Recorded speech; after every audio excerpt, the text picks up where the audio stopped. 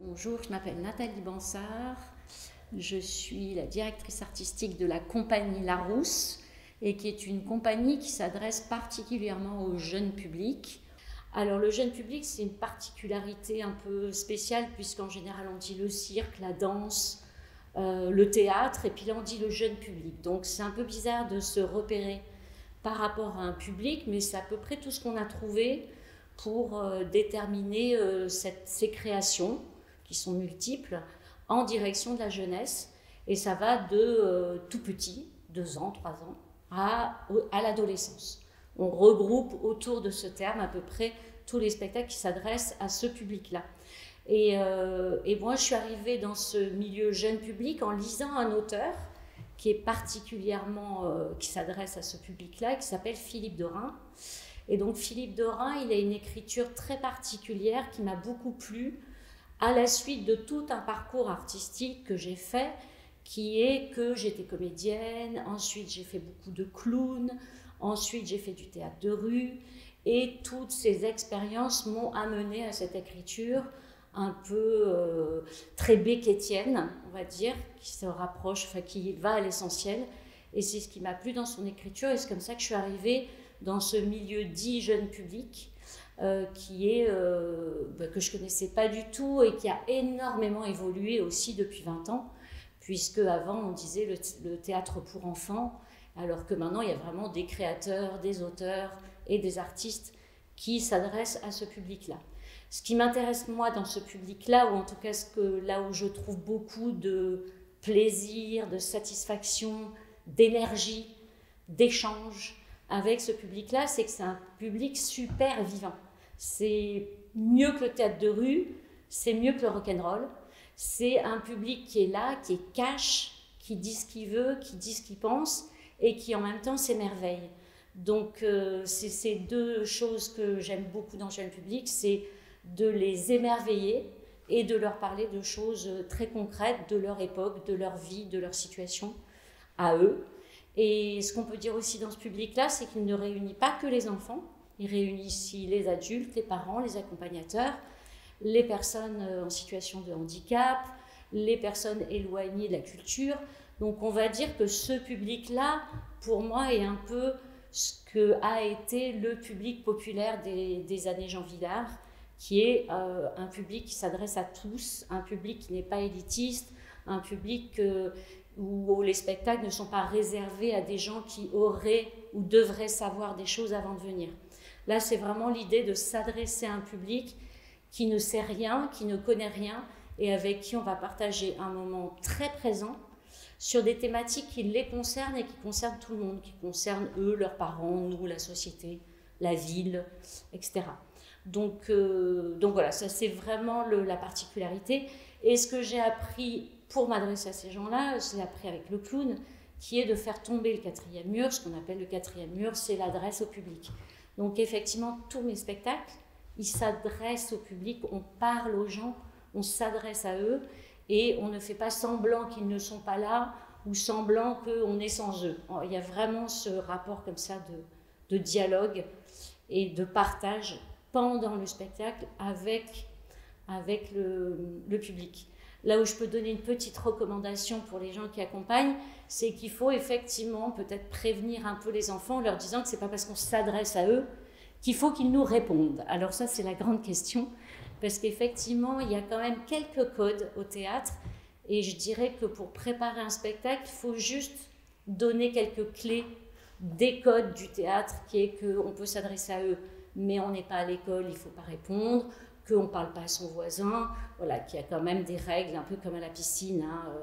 on met un bonnet, on met des lunettes, ben là au théâtre, on se tait, on garde ses questions pour après le spectacle, et par contre, si on parlait de zone blanche particulièrement, je dirais qu'il y a quelques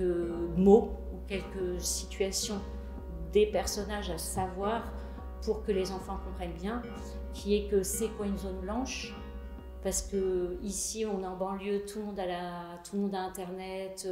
les réseaux, ça marche très très bien, mais il y a des lieux où ça marche beaucoup moins bien. Donc je dirais ça par rapport à la préparation, c'est expliquer ce qu'est une zone blanche, interroger les enfants qui les 3/4 maintenant ont des téléphones,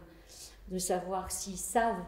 comment fonctionne leur téléphone, comment c'est relié aux antennes, comment c'est relié aux satellites. Et l'autre mot-clé qu'il faut un peu expliciter avant de venir, c'est hyper électrosensible, qui est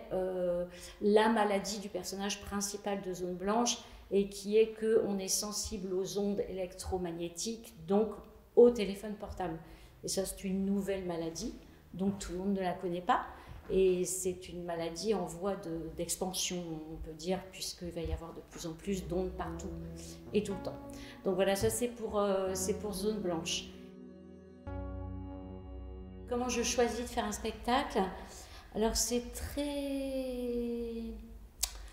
pas très raisonné, on va dire. C'est plutôt assez sensible. Donc c'est vrai que ce que j'ai pas dit par rapport au milieu de l'enfance, ou en tout cas s'adresser à un jeune public, c'est qu'effectivement, ce qui m'intéresse, parce que pour moi c'est ça le théâtre en général, c'est l'enfant intérieur que chacun de nous a. Et effectivement, en faisant du spectacle qui s'adresse au jeune public, je me suis beaucoup rapprochée de cet endroit qui est pour moi très précieux, très précieux, qui est très attaqué aussi de partout et qu'il faut préserver, qui est l'enfant qu'on a en nous. Donc effectivement, je m'adresse aux enfants, mais je m'adresse à tous les spectateurs qui, une fois qu'il est assis dans la salle, dans le noir magique de la salle de spectacle, devient lui-même, on lui demande, ou en tout cas il a envie de se reconnecter avec cet enfant-là intérieur qui est plus ou moins enfoui, mais qui existe en tout cas. Et je dirais que c'est un petit peu la même chose quand je choisis ou les thématiques ou les textes, c'est que ça parle à l'enfant qui est en moi déjà au départ en tant que personne, et puis ensuite je travaille en équipe, donc j'en parle un peu à mon équipe, j'en parle aux gens autour de moi, et on essaye de trouver un projet où tout le monde a envie d'y aller, parce que je ne suis pas toute seule, le théâtre ça ne se fait pas tout seul, et il y a parfois eu des projets où j'étais toute seule, et du coup je me suis dit non, je ne le fais pas, et j'en ai trouvé un pour que l'ensemble de l'équipe ait envie de partir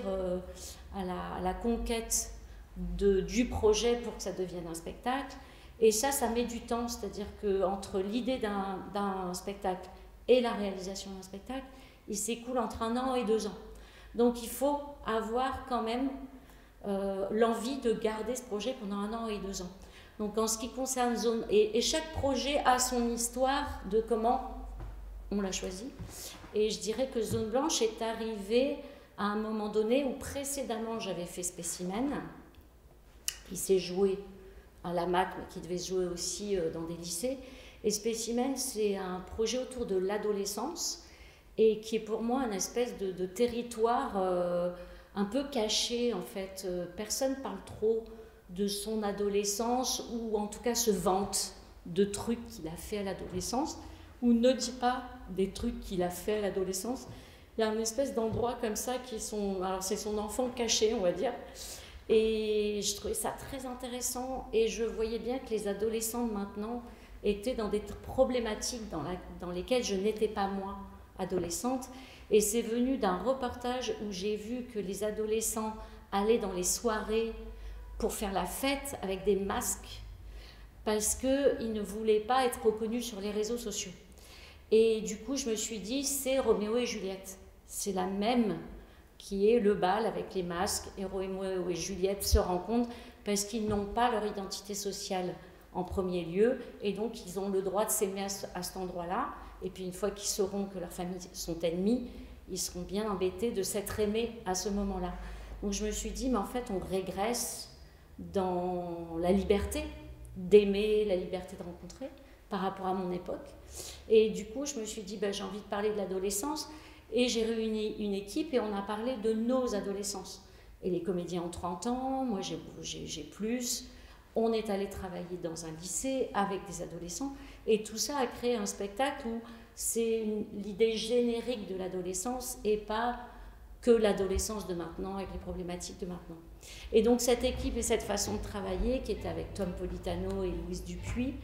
moi j'ai adoré en fait travailler avec eux, parce que moi j'avais écrit un texte et puis eux ils improvisaient et ils rajoutaient des choses,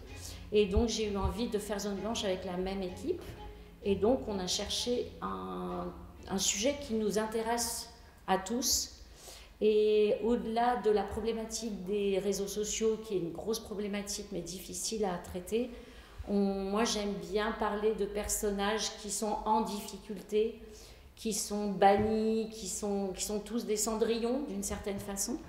Et je dirais que effectivement l'idée de parler d'une jeune fille qui est obligée de rester vivre dans la forêt, qui est un peu le thème de la sorcière, parce qu'elle est bannie de tout le reste du monde à cause de son hyper-électrosensibilité, cette chose-là m'intéressait parce que ce qui m'intéresse aussi dans le fait de s'adresser au jeune public, c'est que je sais que les enfants, ils veulent et ils ont envie de sujets, de gros sujets. Ils n'ont pas envie qu'on leur parle de la météo, ils ont envie qu'on leur parle de choses importantes. Et dans l'idée du conte, qui est un peu la trame classique d'une histoire jeune public, s'ils savent qu'à la fin ça finit bien, ça c'est Bettelheim qui dit ça dans Psychanalyse des contes de fées, si on sait qu'à la fin ça finit bien, on est d'accord de traverser beaucoup d'épreuves avec les personnages principaux, avec les héros et les héroïnes des histoires. Et donc il y avait ça comme idée, c'est-à-dire qu'effectivement on va vraiment traiter de choses profondes et de façon très avouée, et les personnages vont vivre une progression assez difficile avec des obstacles, avec tout ce qu'il y a dans un conte de fées en fait. Et à la fin, ça finit bien. Donc, comme les enfants savent ça, ils sont d'accord de partir avec nous dans des aventures où on peut aborder parfois des sujets plus difficiles, comme j'ai pu le faire avec Le plus beau cadeau du monde, où on parle des violences des parents entre eux, ou dans Virginia Woolf, qui a joué aussi ici, où on parle de la dépression chez les tout petits enfants. Donc chaque fois, il y a quand même si je fais des spectacles très différents, il y a quand même un fond qui se retrouve, qui est que le personnage principal va pas très bien. Parce qu'on sait aussi que les personnages qui vont bien, ça n'intéresse personne en fait. Donc, surtout pas les enfants. Et donc voilà, donc ça a été ça, c'est pour ça que Zone Blanche nous paraissait bien, parce que ça parlait de nous, de notre rapport au téléphone, de notre rapport à l'asservissement dans lequel le téléphone nous mettait, le fait qu'on accepte quand même que cet objet soit rentré dans notre vie sans se remettre du tout en cause ce qu'il impacte, pour prendre un bon mot, ce qu'il impacte dans nos vies. Toutes ces questions-là, en tant qu'adultes bien pensants, on les aborde, mais finalement on se laisse faire. Et donc voilà, ce sujet nous permettait d'expliquer aux enfants comment ça marche, et de leur dire, ben voilà, il y a toute la vie dans la nature, il y a toute la vie dans la forêt, il y a tout ça, et puis il y a la vie à la ville, et avec le nez dans les portables. Et nous, on ne veut pas dire c'est mieux ça ou ça, mais c'est juste éveiller un peu les questions, la connaissance de ça. Et puis voilà, et je pense que souvent je parle, et c'est aussi à partir d'un documentaire qu'on a pensé à cette histoire. Donc souvent, effectivement, c'est quand même rapport au cinéma ou au documentaire,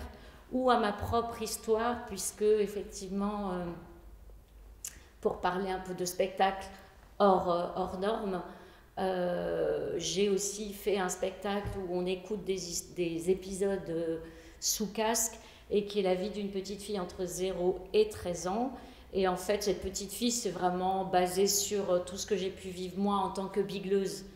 dans mon enfance, et que j'ai réadapté évidemment en entendant d'autres histoires de bigleux, mais qui est en rapport à la vie de quelqu'un, on va dire. Donc il y a toujours cet ancrage comme ça vraiment dans le réel, et puis cette envie, parce que moi en tant que metteur en scène, j'ai aussi envie de faire rêver, j'ai rêvé et j'adore qu'on me fasse rêver. Donc j'ai envie d'avoir ce geste-là quand je monte un spectacle envers le public populaire d'aujourd'hui, le jeune public. Je me rends compte qu'avec le Covid en plus, les gamins ont perdu les codes de c'est quoi aller au théâtre, ou en tout cas tu as des gamins de 8 ans à qui s'adresse le spectacle, qui n'ont pas eu l'éducation que vous avez mis en place depuis des années formidables, qui est qu'à 6 ans, ils ont vu un spectacle, à 7 ans, à 8 ans, ils arrivent à 8 ans en étant des pros, des spectateurs pros. Et là, on se rend compte qu'il y a des gamins qui ont un peu raté ce coche-là. Et du coup, comme ils ont 8 ans, on croit qu'ils savent, mais en fait, ils ne savent pas. Et donc, je dirais, moi, que dans la façon de présenter,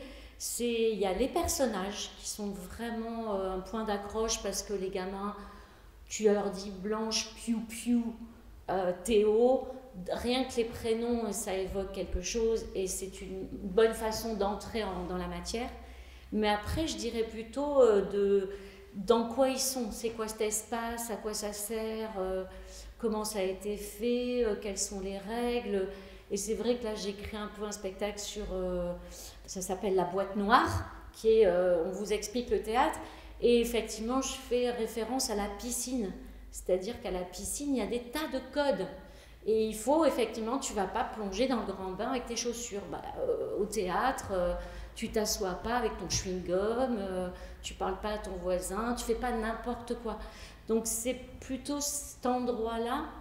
pour qu'ensuite l'écoute soit bonne et que les comédiens, eux, fassent parvenir ce qu'ils ont à faire parvenir, où nous, on se charge de les prendre par la main, eux, à partir du moment où le spectacle démarre. Mais c'est aussi que les profs ne hurlent pas dans la salle pour dire à un enfant d'enlever sa doudoune. Voilà, c'est pas l'église, mais il y a quand même peut-être une façon d'essayer de raconter cet espace qui est le théâtre, avec quelque chose qui n'est pas supra-sacré, mais on n'est pas au supermarché non plus, quoi. Donc voilà, moi je dirais ça par rapport au fait d'aider, c'est juste d'expliquer cette chose-là.